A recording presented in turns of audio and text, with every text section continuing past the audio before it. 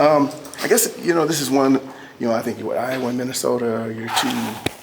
Yeah, you face. double plays. Yeah. By not having a lot of those like you used to, is something lost in terms of just, the back and forth and kind of the. Well, it eventually, whether it plays out that way or not, it's going to create imbalance in terms of who ends up being the league champion, right? Because you're not playing everybody twice. You're only playing 3 teams. So who you play in that rotation that specific year, where you play them, when, all those things still come into play. But obviously, we didn't play everybody twice in the old Big Ten, so to speak, or the Big 14. But now it's even more, where you only have 3 that you're seeing twice. So, and then obviously that's different we're one of 18 that this happens to. So I think for us, obviously it's obvious you have Iowa and Minnesota in terms of bordering states, and then Illinois, and I don't know how it'll rotate through the coming years. I assume Iowa and Minnesota or one of the other will stay consistent, but I don't have proof of that. And then my guess is the third will rotate. And number of conference games would you want in a perfect world? You had a choice. Well, I'll say 34. Really? But that's been thrown out with our league. The coaches, and it's been nothing taken no farther than just been tossed out, given the fact that you play everybody twice and eliminate non-conference games. But obviously that would have to change your game total, because we can't play 34 games, in the regular season. So I don't know if there is a perfect answer. I think this, in the time being, staying at 20, we've looked at 22. The math, we start to cannibalize yourselves in terms of tournament play. Backing off to 18 that's not the answer. The 20's been the reason we went was obviously to help push, strength of schedule, RPI, all those things that help try to get more teams from the Big Ten into the tournament. With Iowa losing Freeman, I'm sure get a little bit better sleep at night, because he was so vital to their shooting, and now they're able to space the floor. But how did you maybe see them just try to adapt without him after one game, and free those guys like Sanford when they don't have that threat inside? Yeah, obviously Josh Dix and Peyton Sanford carried a lot of the load. I think they shot 38 of their 58 shots, or 33 of their 58 shots. So obviously, regardless, even if Freeman was in there, you're going to have a high volume's going to go through Peyton and through Josh. But the other 5s that have been playing, whether it's Dembele, Mulvey, or Bronze, they're using them in similar situations, and they're kind of using a 3-prong approach. It's only been one game, so it's hard to take a huge sample size from it. But I don't see things different in what they're running the same stuff. It's just that the ball and the shots were coming more, more to Peyton and to Josh. With Steve's obviously never been known as much of a shot blocker, but he's blocked a shot in each of his last 8 games. I guess, what would you attribute that to? I think probably better positioning. I think more than anything, and that's one thing with Steve. We've always tried to improve and press upon him the reaction and the anticipation, so you don't have to be reactive in terms of recognizing dribble penetration. Sometimes he gets caught or gets some blocks because he's just in a mosh pit in the paint and gets one there. But the recognizing and reacting and being proactive when dribble penetration is coming, and not being in better position to start, and then when you do see the ball coming, going and meeting it at the lane line. So that's been a bigger, I think, an area we've improved. We've rotated with our bigs or our backside. It's not always a big guy, but the backside's gotten better at recognizing dribble penetration, and it puts you in better position. Ever since that game in Illinois that you challenged him, he's played a lot better. But the last couple of games he hasn't scored as much. But I guess what's the difference between kind of the impact that he's provided in those games versus when you had to maybe challenge him? Yeah, he's been very steady, and I've never gotten too consumed in his scoring, because he facilitates so much, and if he draws double teams or extra help or some digging, and he's going to create shots for others. And obviously we know he's a very willing passer, and it's a good playmaking position when you can throw the ball to a 7-footer at 8 feet and let him kind of distribute it from there. But again, we've seen a variety of coverages on him. Very few have played him one-on-one. Most have sent help. Some have all-out double-teamed, and they've come from different spots. Some bring it from the baseline, some bring it off the passer, some bring it from the other big. So I want him to continue to be aggressive and catch the ball with feet in the paint, so you can score before the double team comes. I think that will help some of that. But the defense and the rebounding, he's rebounded the ball really well here as of late. Defensively, you guys, it's something you've mentioned the last couple of games is how well you guys have defended ball screens, kind of eliminating the three.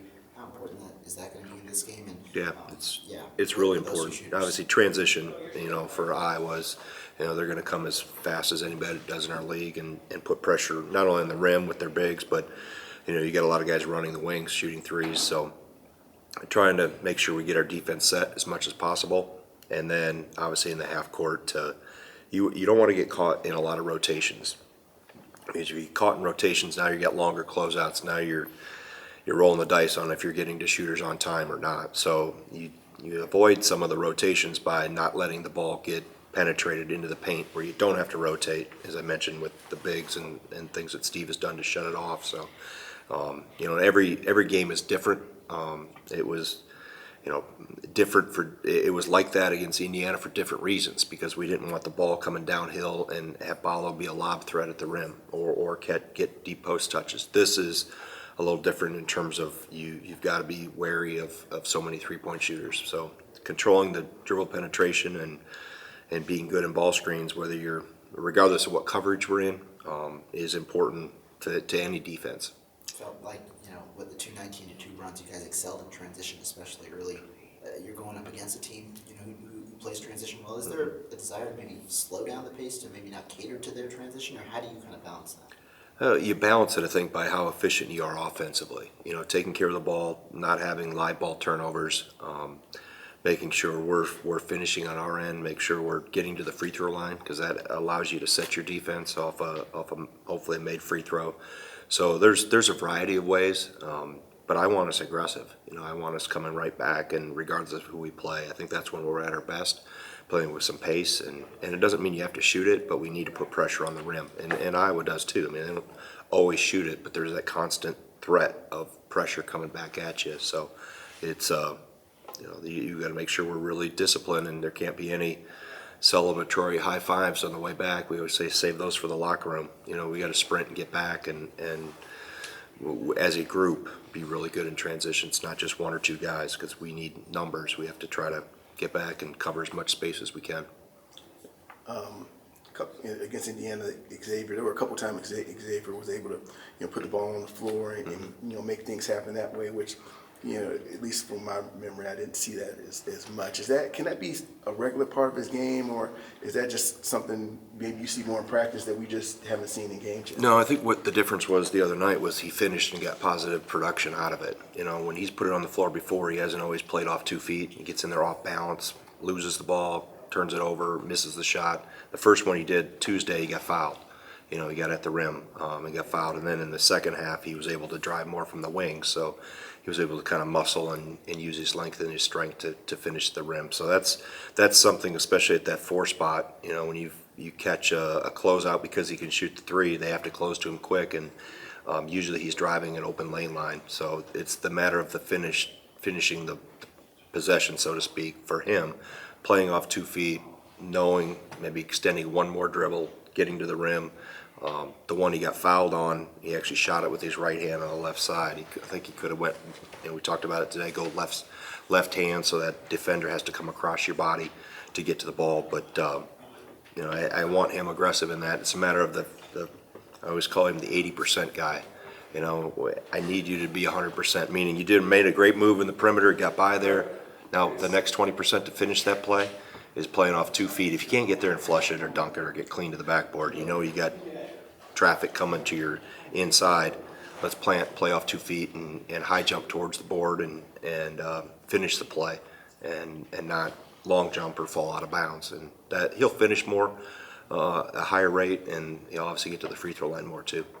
This year's rotation, it seems like the bench is pretty defined. And, the minutes are dominated by those 4 guys. Was there an intentionality to having a defined bench role, or was that just kind of happen that way? Both. I think you kind of let it organically.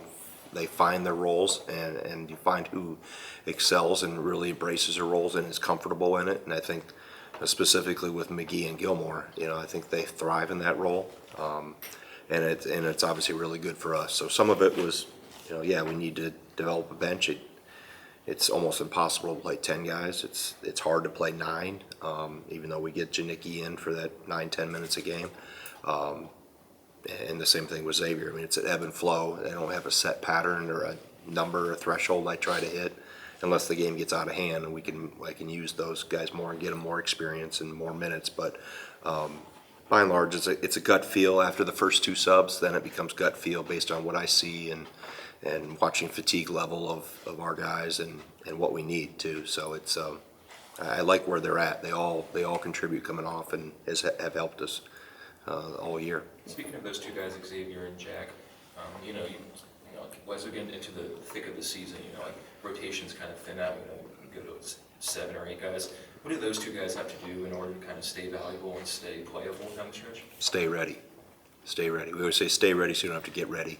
And never knowing when foul trouble may arise, you may jump in there earlier, you may even be there more. So that's the challenge as a young player in those roles, is to discipline yourself to constantly stay ready and not get caught in la la land, so to speak, if you haven't played in a little while, right? Or if your minutes dropped in one game, be ready, and then when your opportunity comes, jump in and take advantage of it. When you Right. were, Yeah. I know it's only year 1 with Coach Randall, but with his vast experiences, obviously it's been a successful season for the team so far. What do you feel he's been able to add, just specific to his experiences and the development of this group? Yeah, I think, he's been able to touch all parts, so to speak, and whether it's been the recruiting aspect of it. I think the unique perspective he brings, both, coaching internationally and in the professional ranks, and then Division II, the transient nature of a roster is commonplace, and having guys that are really comfortable in that environment, that knowing that we got to be really intentional and disciplined on how you construct future rosters. I think that the experience comes to play. Obviously, being a head coach for as long as he was, there's not much he hasn't seen. So I think from that standpoint, it's a voice on the bench too that is, has seen things through my seat, so to speak. So it's like I said, his experience and his knowledge is pretty vast and pretty deep. And I think I thought the impact of where we are in this era, given his experiences, like I mentioned with the portal and NIL and just the constant, moving parts that happen, that he would be very comfortable in that because he's lived it, and it's proven to be true. And, obviously we'll lean into that even more as we go into the spring and start to put together next year's team. John Tonje got the Fight State playoff 2 feet over at the beginning of the year. It seems like it's become more consistent from a point that you kind of alluded that it wasn't really, I guess, computing at the level that needed to be, I guess. Right. What are the improvements that you saw there? Well, he made a really good play in the first half Tuesday night. And actually made a better play out of our spacing and angles were bad, but he was able to get down the right lane line, played off 2 feet, pump fake, let Mabako fly by, and then was able to use the glass and finish. So that's, I think he's, he understands it when he doesn't do it, he knows. So it's a matter of just continually to fine tune and ingrain that habit of, there's times when he's driven it and flushed it and dunked it, when you can get it and play off 1 foot and you have a runway to the rim, but knowing that he typically is going to draw a lot of attention when he puts the ball on the floor, right? It's going to be 2 or 3 guys coming to try to get their hands on him or stop him, and that recognition of when that traffic is there, what to do with it, and when you need to put on the brakes and when you can keep going. when you were recruiting John, obviously in the portal he had committed to New Mexico. I was just curious, do you have could provide any background on how that kind of played out? I mean, were you tipped off, this might not be a done deal, or why would you? We actually had talked to him before he committed to New Mexico, so we just said, hey, we really want to talk to you, and we'd love to have you get here, get on a Zoom with us. Let's talk through things. And so we were able to have a touch point before all that happened, but that's you see football, it's really notorious for the flips. So I don't know if I want to call it a flip, because like I said, we had come pretty aggressively prior to his, and You know, he just wanted to find what was best for him, and that's when he kind of tapped the brakes and said, all right, I need to step back and take a look. And I think our opportunity is, as he evaluated it, and his people that were helping him make his decision evaluated it, that it was really, really good for him to be here. The other day when you were asked about the fast start, you kind of touched on the defensive part of it. And I guess I'm wondering, there have been other games where, you guys have started fast, Nebraska, I think Rutgers was a pretty good start, USC as well. I mean, has that been a common thread? And if so, what part of the defense maybe has been kind of, helping jumpstart this team? Yeah, I think, probably the other night was as fast. We talked about a jump start offensively, but we jump started defensively pretty fast. They had a hard time getting anything easy, and we were really proactive, as I say, not reactionary. We were in the right spot. We were beating them to cuts, and we were recognizing things. We were covering for each other when we had to lend extra help to the post. We made it hard for them to try to find the right passing angles. So I thought our activity level and our attention to detail was really, really sharp for the most part, most of the game.